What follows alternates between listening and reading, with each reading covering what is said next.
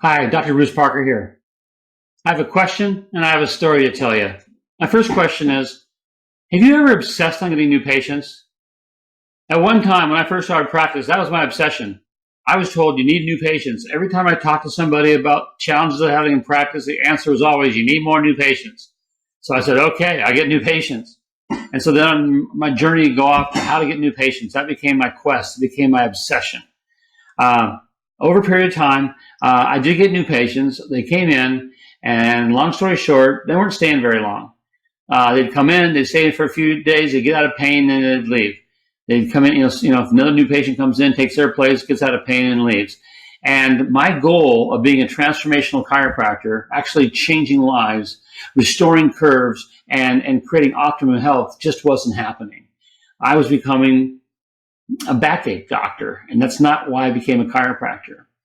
But I went on, and I continued my quest for new patients, and finally, in about 1989, 90, that area, I did a health fair, and that was real popular back then. So I went to a state fair, and I had a booth, and I offered people, opportunities to come into my office and get screened to see if they could, if chiropractic would help them. I had 194 people actually show up after a 3-day campaign. 194 into the office, and I think I charged them $20. So that was big income, man. 194 people at $20, and they showed up. I began processing them, and it was a mess. I mean, a lot of people were coming in. I scheduled too many people, and after getting them all through over the next couple of weeks, at the end of I looked at my numbers. At the end of the month, I had 17 new patients. That was it. 17 out of 194 actually became patients. My regular patients, half of them were gone because they were upset with all the big mess we were, bringing so many people in, and they were having to wait too long in the waiting room, and it was a disaster. It just wasn't a great deal. So what I thought was a holy grail, learning how to get 194 new patients in 2 weeks, all of a sudden became like disaster. How would 194 people in your practice do for you? Are you ready for it? I wasn't.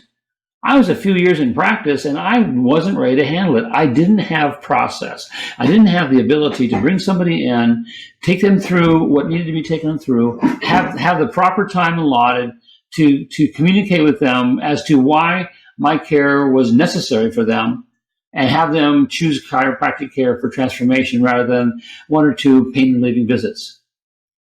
And because of that, I put together a process. I became obsessed now with retention. I became obsessed now with keeping new patients. My new obsession, not just to get them, but to keep them, and to keep them for life. So my program was 5 stages of what's necessary to develop, a practice that people will be attracted, convert, and transform into lifetime patients.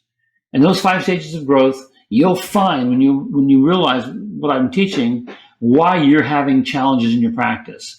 I discovered so many things that we didn't do in our practice that caused problems, yet we blame the problems. We don't get enough new patients, we look for new patients. That's not the problem.